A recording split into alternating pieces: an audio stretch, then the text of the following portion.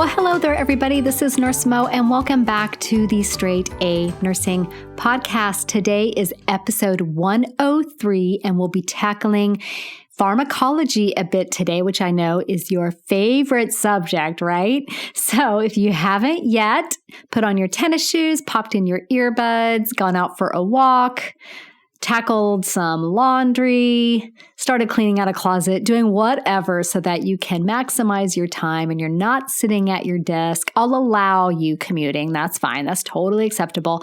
Then do so. I don't want you just sitting at your desk while you listen to me ramble. Let's get up and move our bodies and be productive, either keeping ourselves well or keeping our homes running smoothly. I know I always feel so much more relaxed and on top of things when my house is in order.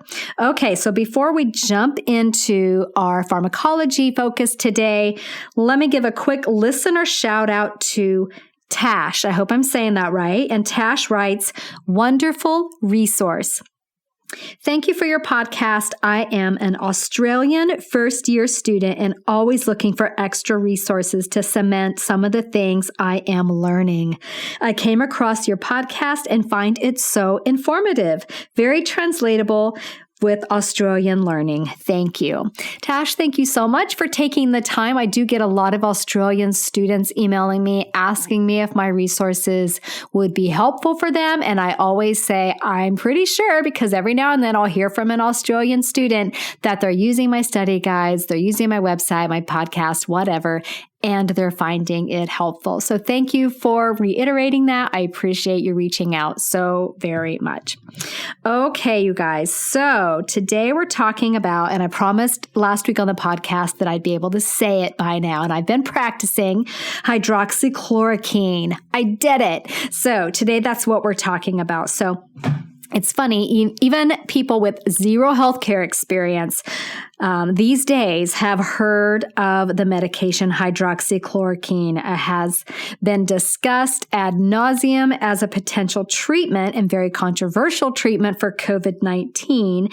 What was once a drug that really existed, not super well known because it's not used widely, like say metoprolol or Synthroid or something like that. A drug that wasn't used that widely has now been propelled into the headlines. And rather than get caught up in the controversy surrounding this drug, in the fact that people were claiming its benefits and that studies are now showing that, there's possibly not really any benefit and that it might have actually harmed patients, we're going to dive into the actual information that you need to know in order to give this drug safely or take care of patients on your exams who are hypothetically taking this drug. So we'll be using the Straight A Nursing Pharmacology Framework, DRRUGS, that's with 2 R's, and that will help us get all the most important facts squared away that we need to know as nurses, as nursing students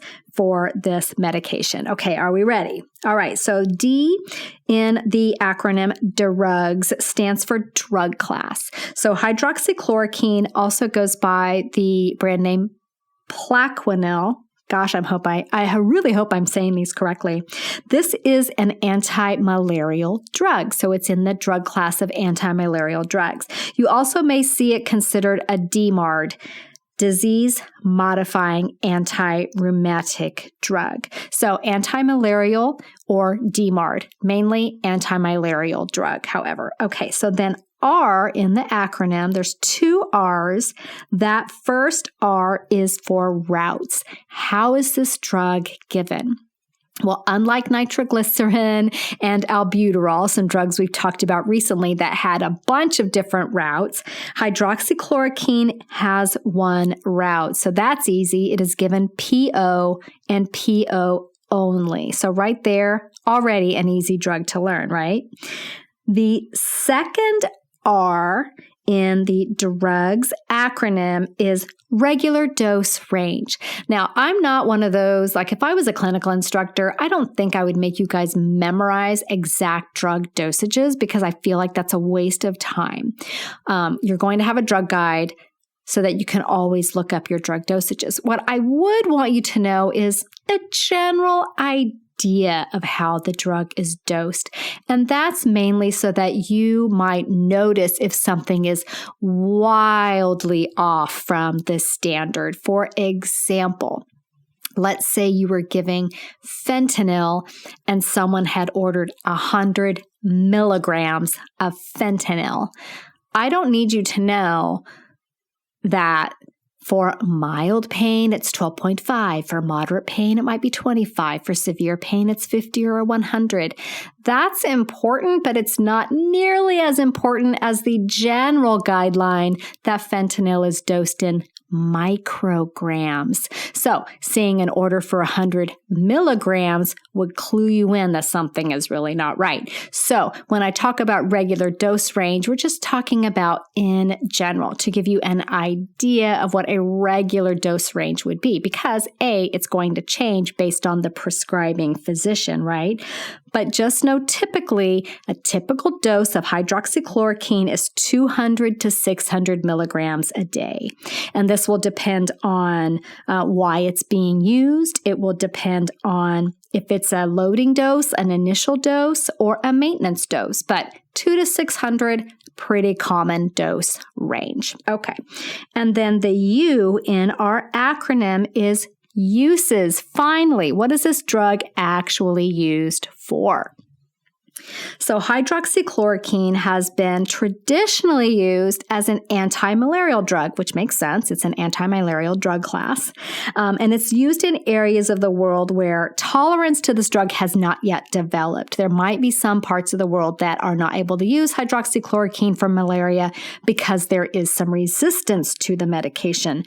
Though, the exact mechanism of action against malaria isn't totally clear. We do know that the drug will accumulate in the malaria parasite's lysosomes, and that raises the pH and interferes with that parasite's ability to break down hemoglobin. So this in turn prevents the parasite's normal growth and replication. I don't know if you need to know that much detail. I just found it kind of interesting. So it's an anti-malarial drug. It is also considered a DMARD, and DMARD again stands for disease-modifying anti-rheumatic drug. And in that regard, it is used to treat rheumatic disease such as rheumatoid arthritis and systemic lupus erythematosus. I would say it's probably used for lupus more, or it's more commonly known as a lupus treatment. So in those rheumatic disease, hydroxychloroquine is used to decrease the pain and the swelling of the joints associated with that arthritic involvement. And it also, in turn, helps prevent joint damage, and it can prevent or ease the intensity of those lupus flare-ups. So that's why patients with lupus take it, and also patients with rheumatoid arthritis. Okay, so moving on in our acronym, G is for guidelines. So, and this part of the acronym, we talk about safety things that you as the nurse kind of need to know to give this drug safely. So probably the most interesting thing about hydroxychloroquine is that it comes with a pretty significant safety profile. So if you've been paying attention to the news and reading about it with that COVID-19 controversial treatment, you may have read that some people were saying, wait, let's not jump the gun and start, using this as a mainline treatment. We don't know how safe it is. This drug does have risks associated with it, right? So that's one of the reasons why it has been kind of some controversy surrounding that. So what sorts of guidelines? Let's say you've got a patient with lupus and you want to make sure that you're giving this medication very safely for your patient. So one of the things that you would want to know is if your patient is taking any hepatotoxic medications or has any history of liver disease, because hydroxychloroquine can potentiate the liver harming effects of the drugs and can cause some liver damage, especially when taken with other drugs that can cause liver damage. So you definitely want to know what other medications that they're taking. Also, hydroxychloroquine does cross the placenta, and it is excreted in breast milk. So you would want to know if your patient is pregnant or breastfeeding. It could be used in women who are pregnant and breastfeeding in very certain circumstances. I believe I read that it would be into treating malaria. It maybe wouldn't be used to treat lupus in pregnant and lactating women, but if they've got malaria, then, possibly it's because the risk benefit profile is in favor of more benefit than risk. So it might be used in very specific circumstances in your pregnant or breastfeeding woman, but otherwise probably not. If your patient is on digoxin, so let's say you're taking care of a patient with a cardiac history and they get prescribed hydroxychloroquine, you want to check and see if they are getting digoxin. And you will need to monitor digoxin levels very, very carefully, because hydroxychloroquine can increase the serum levels of digoxin, and then your patient can have digoxin toxicity. So thinking about that, what are some of the signs of digoxin toxicity? I did a podcast on digoxin. I'm not sure did I do a podcast? I think I did. If not, I will. I definitely wrote about it. Some of the symptoms of digoxin toxicity that will be on your exams, because they're like the classic symptoms: bradycardia, the patient seeing yellow, and nausea, vomiting. So if you've got a patient in your exam that's seeing yellow, bradycardia, or has nausea, vomiting, seeing yellow, bradycardia, think digoxin toxicity. And the treatment is a reversal agent called Digibind, which is very expensive. Okay, so now you know everything you need to know about digoxin. Just kidding. There's a whole bunch more to know. But just a little aside there. So if your patient is taking DIG, you want to make sure that you're following those DIG levels very carefully and monitoring for the signs of digoxin toxicity. Also, before starting therapy, so this medication can damage the eyes, one of the adverse effects. So the patient will need to get an eye exam before they take it, so we know what their eyes are doing beforehand. And then probably on a regular basis. One resource I found said every 3 to 6 months, because it can cause this retinal damage to the eye. The patient can be instructed to always wear dark glasses when out in bright light. That can help decrease the retinal damage. They're still going to need continued follow-up with an optometrist or an ophthalmologist for that. You will need to monitor their CBCs and their platelet counts throughout therapy. And make sure the patient knows that GI upset is not very uncommon. So they could have an upset stomach when taking this medication. So it's probably best if they take it with food or a substantial liquid like milk. And then if the patient is taking this medication, let's say they're not taking it for lupus. Let's say they're going on a trip to a part of the world where malaria is prevalent and they're taking it for malaria prophylaxis, then they will have to start taking it. I believe it's 2 weeks. So take a full 2 weeks of the medication before they go on their trip. And then when they return, for up to, I think, 6 to 8 weeks after the fact. So a little bit of time before, quite a bit of time afterwards.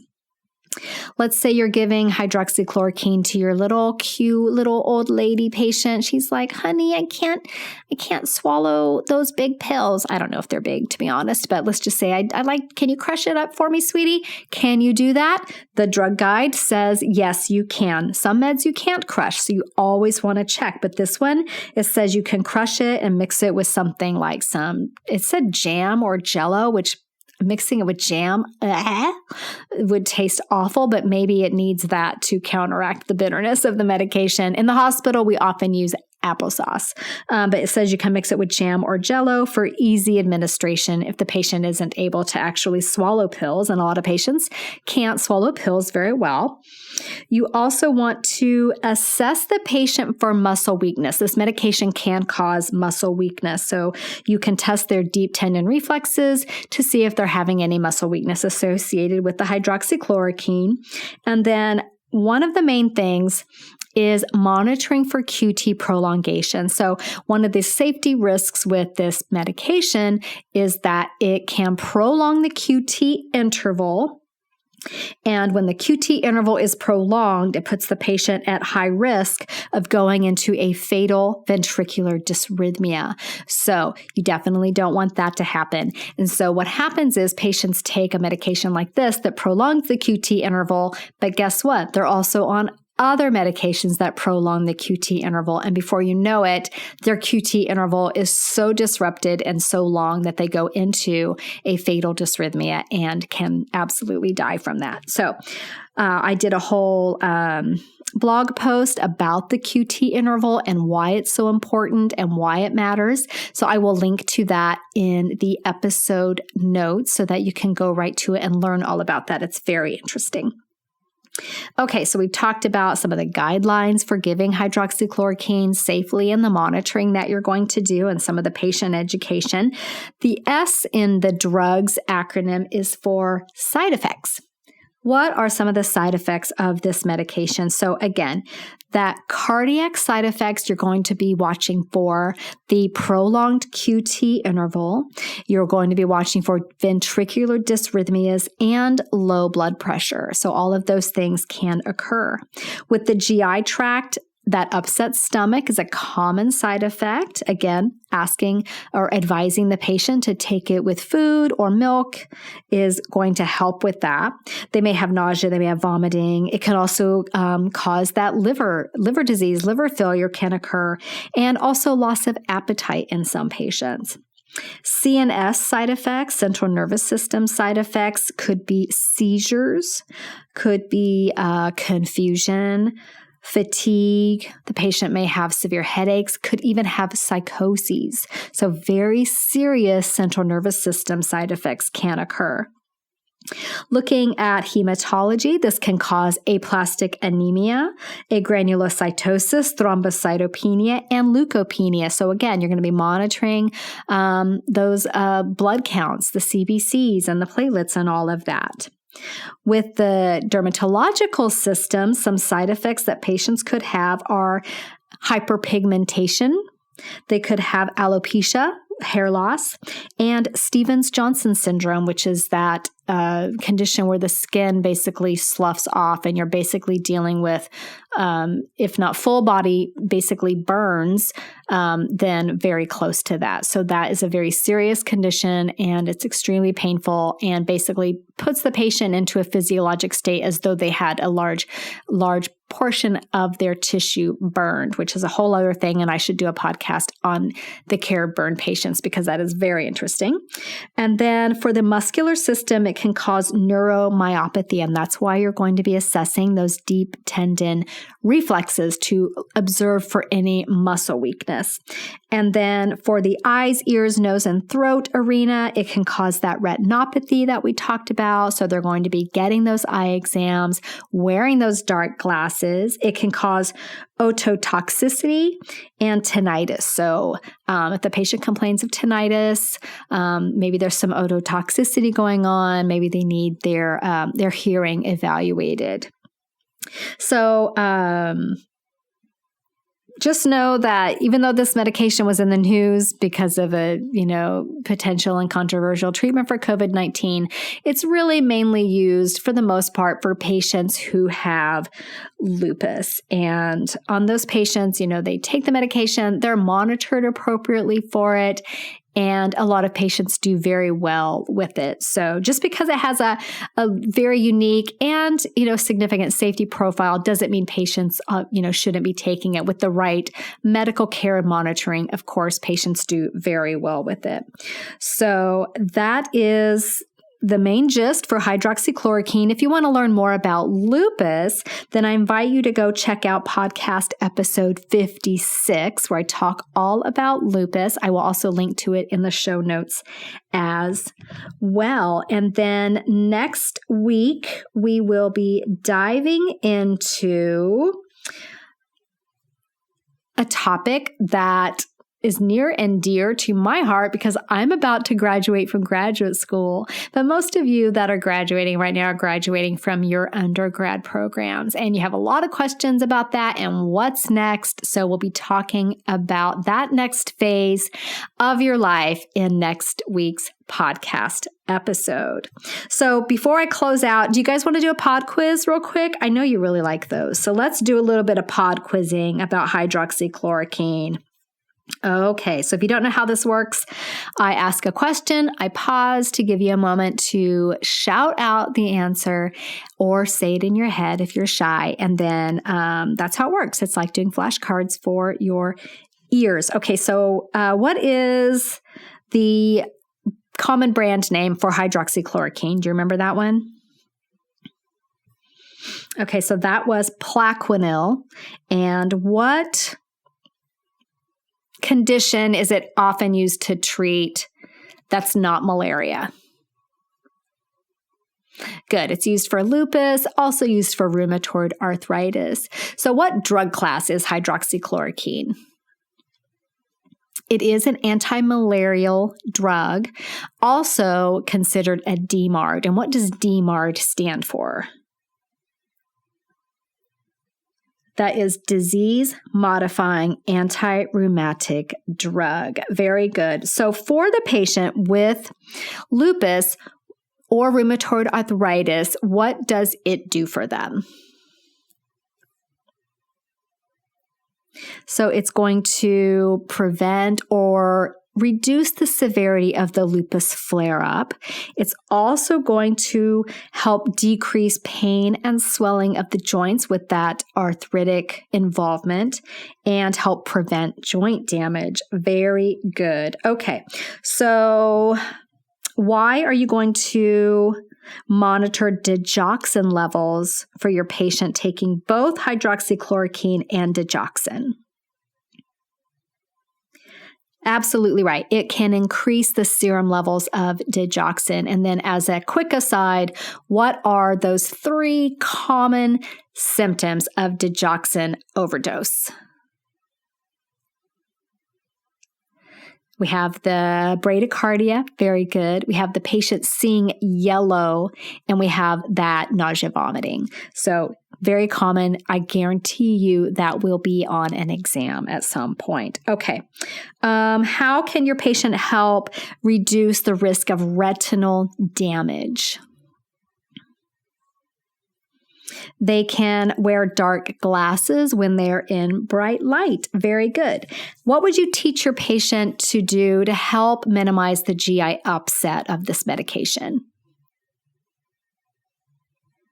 You want to teach them to take it with food or some milk. Very good. Can you crush this med? The drug guide says you can. Very good. What would you do to assess for neuromyopathy?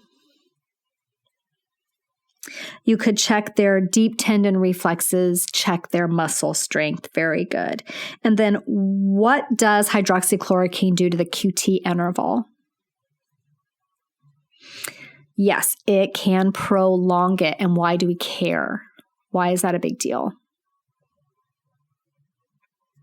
That is a big deal because it can put the patient into a fatal dysrhythmia. We do not want that to happen.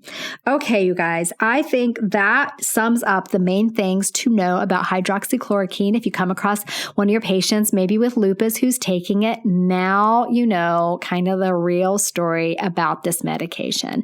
So I hope you have a great week, and I will see you back here next week to talk about what are we going to do after graduation? What is next? Okay, see you then. Bye.